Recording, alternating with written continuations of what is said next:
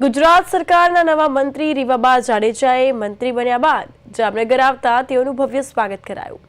શહેરના ward number 11 સ્થિત ગુલાબનગર વિસ્તારમાં કોર્પોરેટરો અને સ્થાનિક આગેવાનો દ્વારા તેઓનું ભવ્ય સ્વાગત કરવામાં આવ્યું છે। આ દરમિયાન વિવિધ સ્થળોએ પણ તેઓનું સ્વાગત કરાયું। અભિવાદન અને સ્વાગત કરવામાં આવી રહ્યું છે, જેમાં ઢોલ નગારા સાથે મંત્રી પદ માટે અભિનંદન પાઠવવામાં આવ્યા છે।